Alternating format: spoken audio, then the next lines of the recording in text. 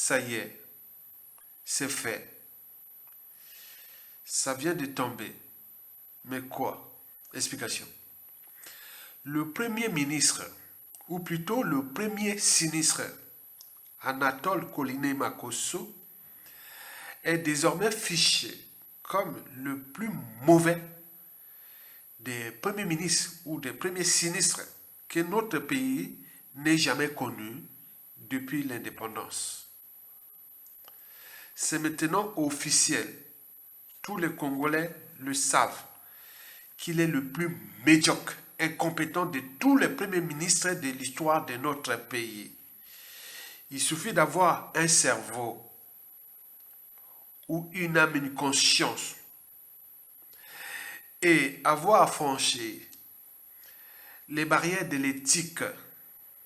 Vous le savez que l'éthique va avec le droit et la morale. L'éthique va avec la justice et la morale. L'éthique va avec l'intérêt général et la morale, etc. Pourvu d'avoir franchi les barrières de l'éthique. Et ce n'est pas tout. Ceux et celles qui savent que les responsabilités politiques, administratives et sociales, etc., et voire pénales, ne sont pas par association ou par appartenance, ni d'ailleurs l'intelligence, le sens de patriotisme, de l'intérêt général, etc., vous diront que ce monsieur-là fait partie des soucis du Congo. Ce monsieur qui s'appelle Anatole Koliné-Makosso. C'est le plus médiocre des premiers sinistres ou premiers ministres que le Congo n'ait jamais connu depuis l'indépendance.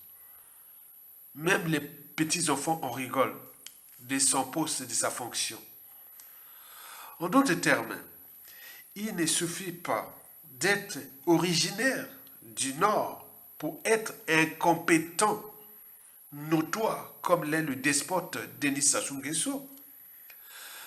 Non plus d'origine sudiste comme l'est Anatole Koliné-Makosso pour être classé des compétents. La problématique citoyenne qui soulève cette bonne nouvelle porte à examiner des éclairages politiques ou plutôt la responsabilité politique au regard de l'appartenance qui nuit gravement à la mobilisation générale et à la dissidence des élites civiles et militaires vis-à-vis du régime du despote Denis Sassou Nguesso au crépuscule. Écoutez d'abord ça, et j'y reviens. En début d'année 2023, et même bien avant, le gouvernement a fait une série de promesses qui paraissaient urgentes, donc à matérialiser à l'immédiat. Le Conseil des ministres a décidé des mesures suivantes. 1. Soutien à la Société de transport public urbain, STPU en sigle, par l'octroi d'une garantie de l'État pour le financement des travaux de réparation et de remise en état de son parc de bus. 2. Réactivation de la ligne de crédit auprès d'Exim Bank India à l'effet de renforcer les capacités opérationnelles du service public de transport par l'acquisition de nouveaux bus. Aucune réparation n'est faite, aucun bus acheté. Le directeur général de la STPU aurait déposé sa démission. Les travailleurs ne seraient pas payés. Plusieurs arriérés de salaire.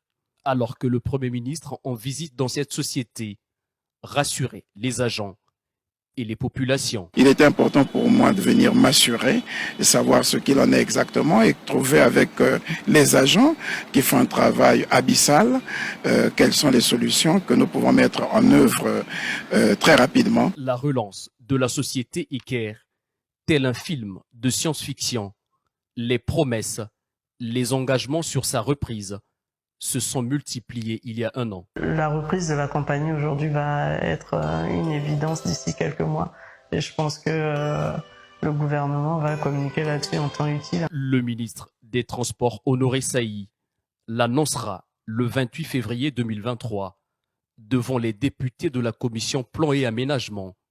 Il a d'ailleurs parlé des réformes. 7 mois après, Eker est toujours en réanimation.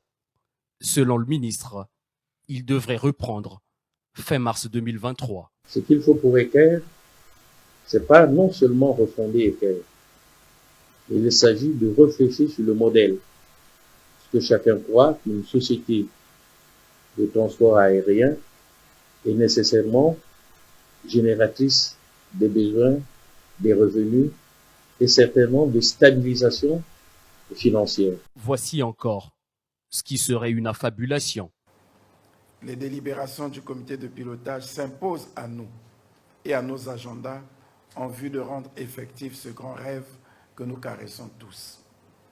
Le comité de pilotage sera convoqué tous les 3 mois aux fins de garantir le suivi de la mise en œuvre du plan d'entrée en exploitation de la CAMU. Le lancement de la CAMU, annoncé pour le 1er juillet 2023. 3 mois après, la CAMU n'est toujours pas opérationnelle, alors qu'il y a 4 ans, l'ancienne ministre de la Santé promettait la même chose. C'est tout à fait possible et que ce n'est pas une promesse en l'air du chef de l'État, le président de la République, qui a dit qu'en 2019, on serait capable d'opérationnaliser l'assurance maladie universelle. Il y a un temps pour agir. L'optimisme de ce diplomate français est buté à l'inaction du gouvernement. Visiblement, le gouvernement Makosso n'a pas un temps pour agir, mais plutôt le temps pour promettre. Nous sommes en retard dans l'opérationnalisation du PND 2022-2026.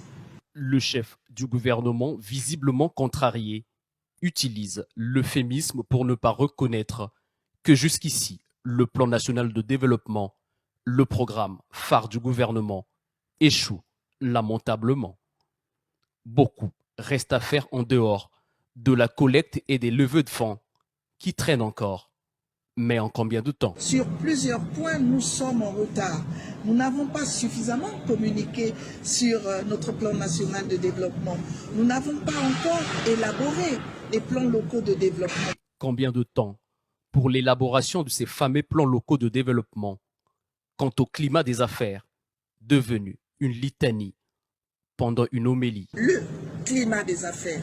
Il faut que l'on accélère toutes les réformes pour améliorer le climat des affaires. Alors, que reste-t-il vraiment du gouvernement, même après l'échec cuisant et la cruelle déconvenue des Diables Rouges face à la Gambie, privant toute une nation d'une qualification à la Coupe d'Afrique des Nations, qui tendait les bras au pays après 8 ans de disette?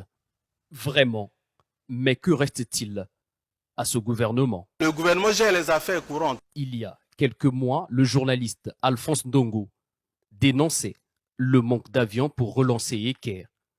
Le Boeing 737 n'est pas en état de navigabilité immédiate, disait-il. Sur quelle base et sur quoi le gouvernement fonde-t-il ses promesses, même lorsque les citoyens moins nantis sont capables de voir l'inaptitude de ce gouvernement? Le gouvernement navigue à vue, disait un citoyen. Les multiples séminaires gouvernementaux n'ont pas encore jusqu'ici apporté leurs fruits. Donc, 36 ministres. Mais pourquoi?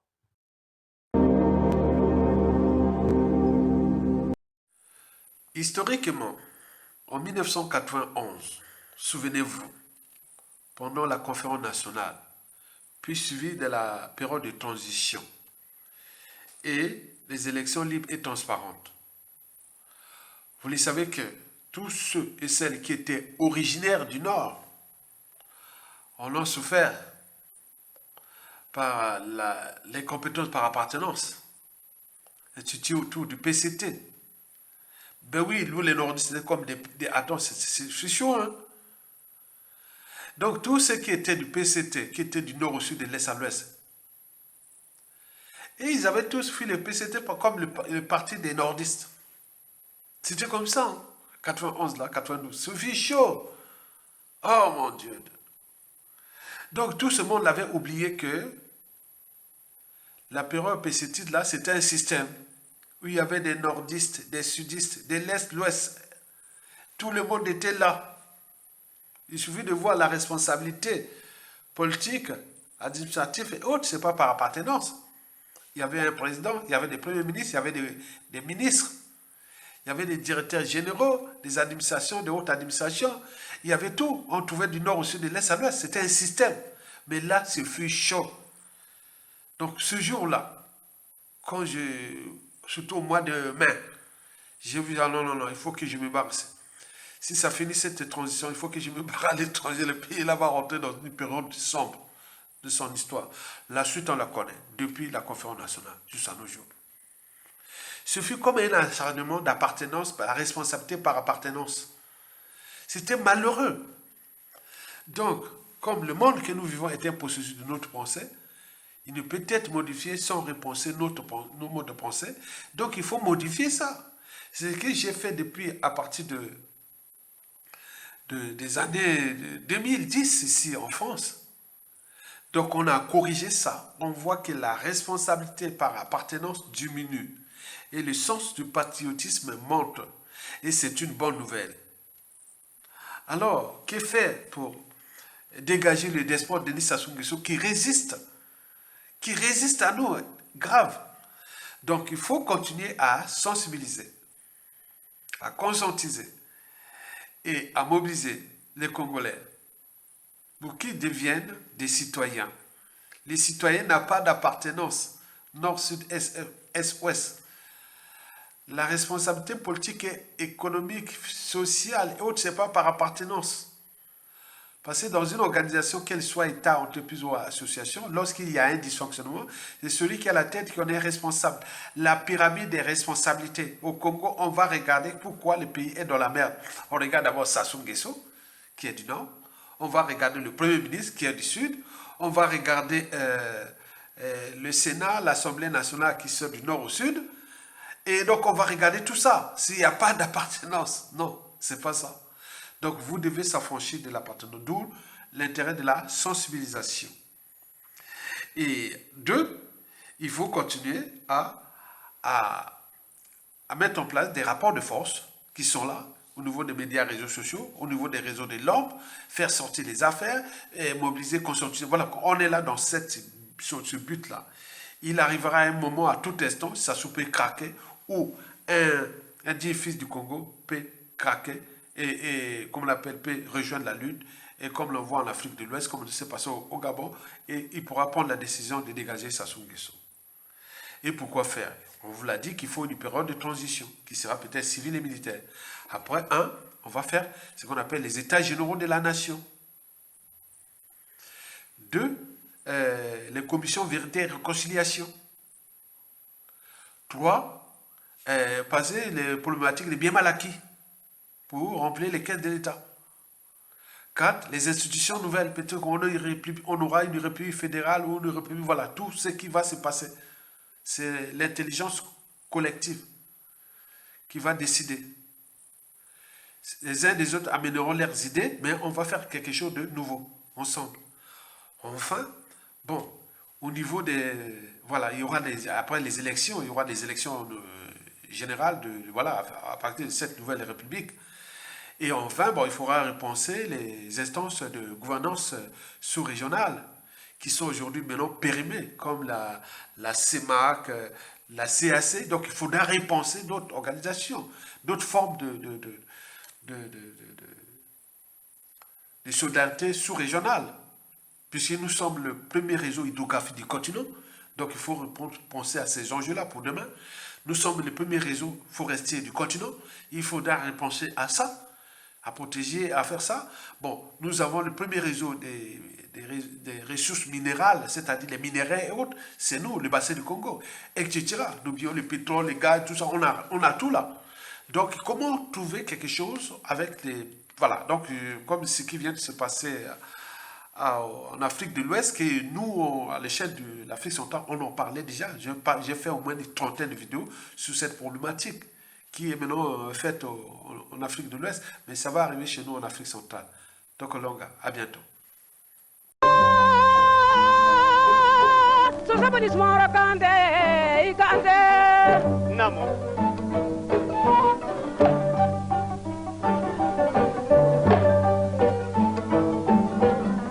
elmo ya babida kante namo hayatu de la ni sanji ate itiya ni sabana la fedu da fere hauru ma ji so de ke di mon bon so babo bi ma o kante namo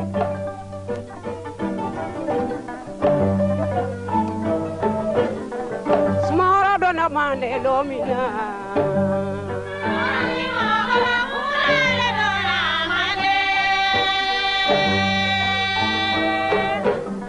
smara dona mande lomina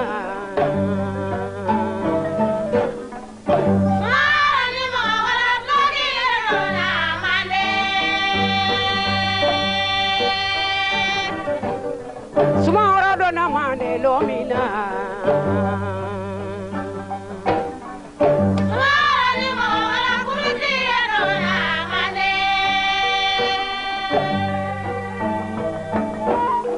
smara dona mande lomina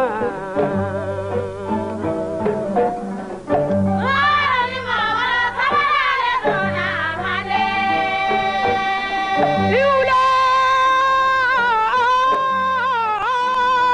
so sabani smara kante ikante namo nami te nami jokala hauru ma jigi so de ke di mon bon so baba bi ma o ikante namo Imaya so sabani smara kante buku badi banta ba nyani nyani kambasika hauru ma jigi so de ke di mon bon so baba bi ma o baba bi ma kante namo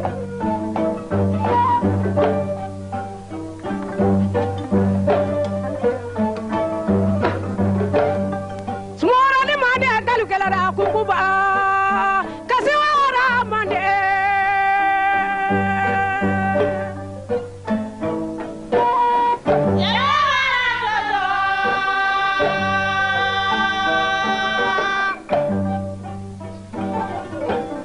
smara ni mande galu kala da bandamba kasiwara mande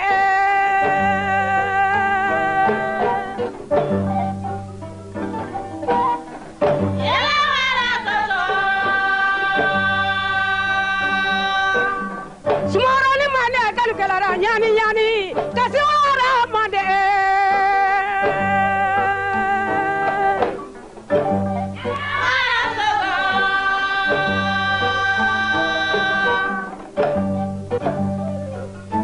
mandingalu nyanina mandingalu torora aye yogona deke ko mekera namata jata no fe mandi mbangu nyanina koye uninjal musunin tumone ulila unara si jata ma ko jata kumba jata daba jata sigamba ali jata bulugamba mandingalu yambila kangana e jata no fe note mandi mbangu nyanina koye aha asira sugulu godema akonna ima mandinga la kuma me ko ngata mandi bobolo awi be kono besila dikalaluma no ye kuma me fonye mo kuma fe beta mandi bobolo asira lo dikalaluma atuma mena wolu ko sugulu gonde koni jata tagara mandi asira mandi inti yake ileti liro abada akona kirati yadindi ala kana dugu kenyana dugu be gela atuma mena nitamelega tefani abo sugulu tarake amati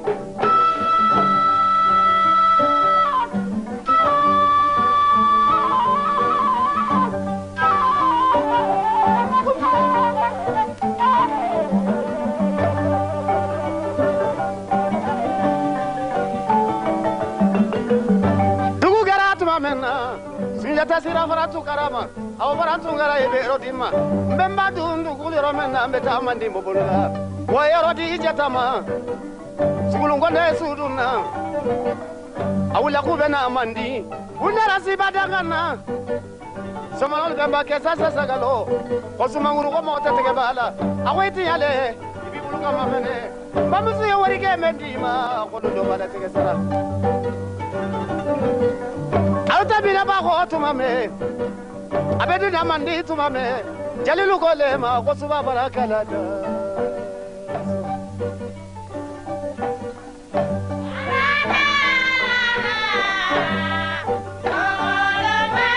Thank you.